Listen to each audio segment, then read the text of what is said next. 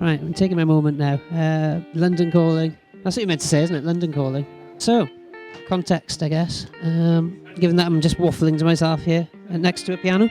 Let's have a tour of backstage. Is it backstage? There's lots of backstages. Depends how you define it, I suppose.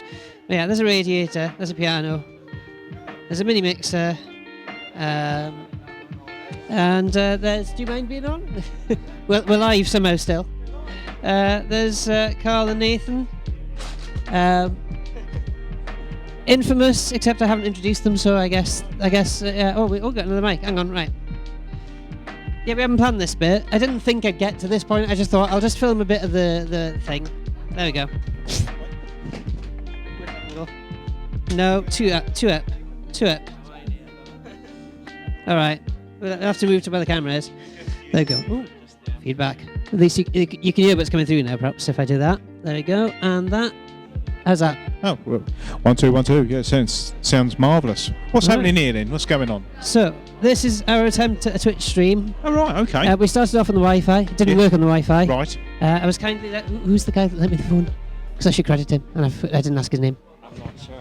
But anyway, I've been very kindly lent a 5G phone. It worked flawlessly for about an hour, I think, and then brilliant. It just also stopped. So I think the problem is, somebody was saying earlier, Harrow seems to just not have much...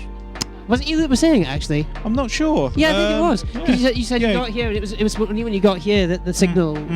Yeah, I think we've got a bit of a dull spot here in our... I think actually Harrow has just ceased having teletext now. It's so slow in technological coverage. But there you go. It's lovely venue. Obviously, that was my mistake then. I should have done this stream on teletext, like the person who's made Doom appear in live action on teletext. Yeah. I should have just done the stream in teletext. The data rate would have been fine then. Well, this is it. It's come the apocalypse, we will be on teletext again. It'll be shortwave radio and teletext. It's the way forward is the way back. If it can fit in a biscuit tin, we can use it. So, as I say, this is I'm just freestyling now. I was going to do interviews. Yeah, getting it running at all was like clunky enough. Anyway, Carl, what do you think of this event? How does it compare to previous events? Oh well, it's been really good. It's a really good really well attended, because obviously we've got the we're the goods in the back, where you've got the shop window performing in the evening with Mr. Biffo and all that. So we get a really good cross-pollination of people, sort of tech-curious people in the day, and then in the evening they're all just out for a good time. So anybody that we can get to come along to these things, it makes it good. And this event has been very well attended. Yeah, so that's been good. It's definitely bounced back after COVID, because remember the first couple of times after that, it was quite sparsely. What's your name again? Sorry, I've interrupted you there. Cliff kindly lent me the phone, but then Cliff's on the other side. It also kind of failed. Sorry, you were saying. Come and sit there. Sit down, Cliff. I think we're all going to. We're now live on the Wi-Fi that wasn't working. We used the 5G as the backup for the Wi-Fi that wasn't working. I'm sorry, I've let everyone down. It's not your fault. Just blame, The internet is gone again. I'm recording it, so it's fine. Alright, so, there we are. Disconnected, reconnecting. Do you hear me? Right. Sorry, I interrupted you then. I was very... I have no idea what I was saying. I had no idea what I was saying. No, so it's just how well the event went, actually. And it's good to have so many tech people just sort of like around, sort of like we've got Nathan, yourself and Cliff as well, all here wanting to, be part of it as well. And that's the difference, isn't it, really? I think our first one at the Computer Centre in 2016, I think, where we had Jason from the centre himself actually doing the recording and stuff like that, and data wasn't as it is now. People had data and they looked after their data. I mean, we could just leave our phones running and streaming movies through. That's it. You look at so many networks out there that you get unlimited data on there that you don't even have to worry now. And with the birth of 5G, fifth generation, it's going to be even quicker. You know, got 100 megabits per second places. It's absolutely bonkers. It's incredible, isn't it? I mean, you know, we make podcasts and interesting stories about people who sort of could phone free, could make a phone call for free from a payphone and ring someone down the street, and they beat the man doing it. Now we can speak to somebody in America for absolutely free, and we can do it all night on the streaming. So it's sort of like how things have moved on. But I'm remembering now. So it's just I'm only laughing because the irony of us talking about how good the connection is. When And it's absolutely my connection failing. is the problem. But yeah, do not take this as representative of anything. Death by Wi-Fi. Let's turn off the system sounds. We'll just deny that it's disconnecting. We'll just pretend it's not. Zero speed. There we go. I remember we were talking about dubiously legitimate things, or you were talking about on the stage, and you know, I remember international calls and people coming out with these pamphlets about how you could type certain numbers in or buy a very, very dubious box. You could. And now I never did any of that. Of course, I did see one of the pamphlets though. I never did it myself, but I did. I have seen one of said pamphlets. They are real. But yeah, all of that weird shenanigans going on. You don't need it anymore. You just No, that's you right. just I mean, Zoom, Skype. how communication companies now can sell like communication to people has changed completely. I mean, now we would never have dreamt of having like broadband being actually utility. I mean, I can cut someone's water off. Yeah. and you won't hear a peep out of them for a couple of days until they need to fill the kettle up. But you cut someone's broadband off straight away. They can't get on Facebook. They're raging, absolutely raging. And there's a point actually. The analog phone lines are being cut off. Yeah, they're going digital soon. by 2025. We're all going to be digital voice, so we'll be all reliant on the janky internet that we do have. I got my new hub. My new hub with the phone plug on it. So I'm just saving it. I'm like, I don't want to change it over unless I have to because I like the one I've got. But no, it's a big deal. It's a big deal with they're going over to digital voice, and it's got far-reaching things. I mean, things that aren't really to do with teletext, but like people still use PDQ machines, credit card machines. The old fax line that they thought was only a fax line is connected to their intruder alarm. Yeah, exactly. And they go, oh, blow me.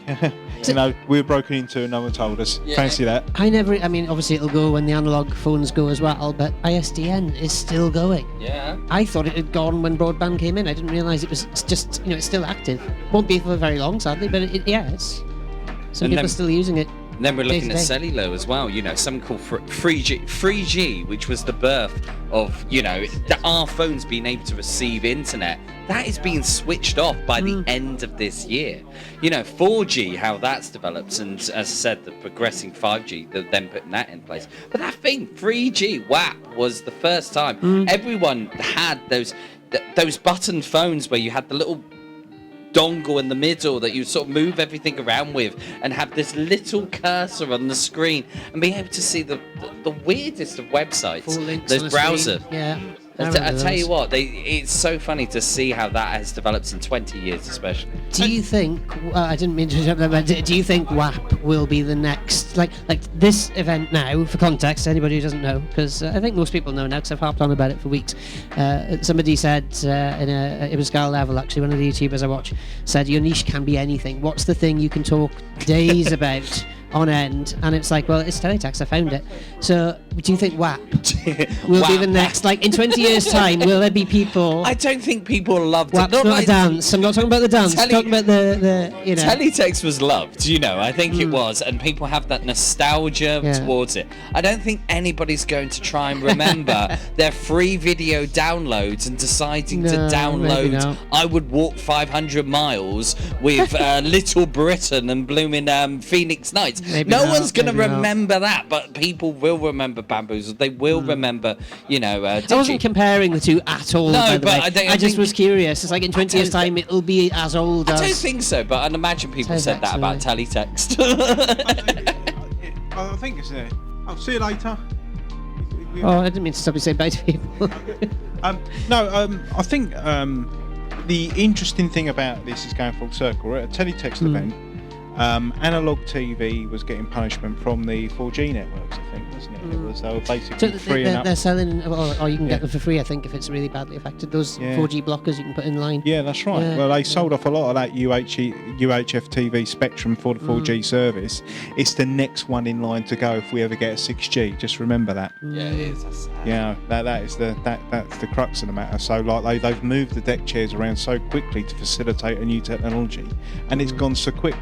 You know, you've got countries that are still using teletext. You know, proper teletext. That I didn't know until I found this group. Until I found all of you guys. It was like, it's only in the UK. Well, I'm sure other countries have turned it off as well, but it's only in the UK, from my perspective, that it's a nostalgic thing. It's an old thing. It's a thing that we remember fondly.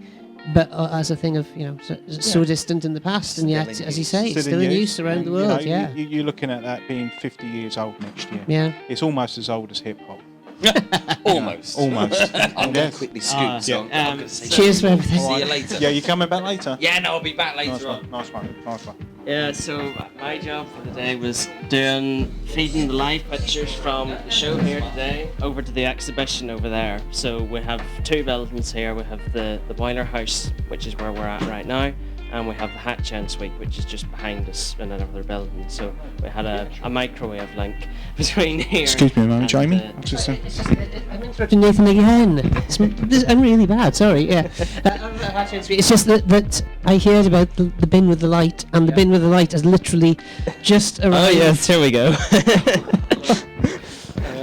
Just USB strip light. I've been informed the digitizer merch table is open. I've got enough junk to take back, so I'm going to see if I can offload them to Mr. Biffo and Sonia. Brilliant. Right. Third time. It's entirely my fault every time. Right. So this is a good. I'll sit down. I don't want to turn into like Alan Partridge. It's like is it Alan Partridge who used to do that? We used to start interviewing somebody and then just like, oh, hang on, we've got. I think so. Yeah. Or Brass Eye, one of those two, anyway. So we've been sat here just just turn the gain down that little bit, and then up on there. There we go. That should hopefully sort the noise out. That should keep us started. Yeah. Yeah. Can chill a bit now. I've been trying to do a stream. The stream was always a bonus thing that may or may not happen. Obviously, the stream to the Hatch End Suite's great because the exhibitors can see it. I'm hoping, actually, we've now missed out on seeing the exhibitors, really, so what time is it now? Have we got enough time to do it? Oh, yeah, we got it. Yeah, I have to go just at pack down 4:45-ish, so I'm going to have to start packing up. But fortunately, packing up takes an awful lot less time than setting up. I just lift everything and bung it in a box, basically. Yeah. Whereas these brilliant bags I found is one light enough. Oh yes. These are apparently designed to go on an aeroplane, but they're designed to be the exact size for the luggage rack. Yeah, I've been using this. They'd be very I useful. just have this like this, and that's what the vision mixer and scan converter and various other bits and pieces. I didn't use the scan converter because I forgot the power plug for it. I was worried about forgetting the power plug for something. And of course, of all the things, it's the most standard plug as well because it's a C13. So, yeah, I forgot it. So, oh well. So something I've got to mention, NMS CFAX. Tell us about it. Oh yeah. That's about how it started, how you got into it. Because again, this is what I find fascinating, that as I've said on my stream before, there are people who are resurrecting teletext, there are people who worked on teletext at the time, CFAX arguably, but you know what I mean, they worked in that field. I'm going to guess, by the way the timeline went, you didn't at all. No. So how did it happen? Because I'm fascinated by that as well. I was Northern Ireland was the last place to lose CFAX because the analog switchover for us happened in 2012. Yeah. When I was 11. So although I was young and I don't remember sort of using it in anger, if you know what I mean. Like I mean, obviously at 11 you're not particularly interested in current affairs and news and stuff, but I do remember like my dad, he used to sit in the living room with the TV on mute and CFAX on, reading through all the latest news stories. I remember that, and I remember trying it myself, trying to find up pages and stuff. And in 2012, well, on the night of the digital switchover, he knew, obviously I'm a very TV stuff, and he woke me up and he said it was at 11 o'clock and I was supposed to be in bed, and he came into my room and he said, do you want to come and see this? Don't tell your mother type thing. And so I got to watch the final cut off. So that was and that was sort of forgot about everything then, until 2016 or so, and that's when we started off. We discovered the Teletext project online, and all the various things that have gone into that. And I actually started off with my own service that I typed out, and that took forever. Just sitting typing out news pages, trying to copy and paste off the BBC news page, and it didn't work. So I then instead, Peter Kwan, I discovered he had wrote a system that took the page information and made it into a teletext page. So it took me a while to figure out how to get that to work, and then I started modifying it and adding bits to it and changing bits, and ended up with the service that we have now, which is pretty much a full CFAX service, or most of it anyway. So it's been on the go for a lot longer than people realised, because when I did end up on the news in 2022... Oh yeah, I remember seeing the video about that. I missed it on the actual news bit. Yeah, and people, there's news headlines that this man has been working on CFAX for 6 years. Not really. I mean, I built it in, must have been only 3 or 4 months really to build the whole thing. It's been going for 6 years, because I've had it on the go since about 2017ish. So and just nobody noticed it until until a couple of years ago. And now there's obviously the main service on the website, and then there's also the pages from CFAX live stream that goes out on YouTube with the appropriate music. We've got double whammy of triple whammy, because teletext in any form is nostalgic. Seeing NMS CFAX is brilliant, because TFAX is brilliant as well, of course. Peter's only over there. But it really does feel like CFAX. It's nail on the head, and then doing it on YouTube as well. I remember watching it there, because that's it. We never had a teletext TV until really it wasn't long before it was switched off that we kind of got a teletext TV, or we didn't use it. I don't know. I think I remember getting one, and I thought, finally we get teletext, and it broke. We had it for £5. It broke. It cost £60 to fix. And then it broke again in the same way, and it would have cost another £60. No TV anymore. It's like, So for that brief window, we had it, and then I think that's it. It just sort of faded out because we didn't have it day to day. So these recovery efforts are really great as well, because people are getting to see teletext pages that they just never would have seen for whatever reason. Right, I'll let you pack up. Cheers. Cheers for joining me. All right. We've morphed into a sort of professional 5 seconds. my part of that I'm talking about. So I'm going to go and enjoy the rest of the event, and probably pack up myself. Take a few videos around everything. Yeah. I've taken a photo in Ematext. That's brilliant. That's made me. What do you think in Ematext? Looks brilliant. Yeah, we have it set up on all the TVs over there.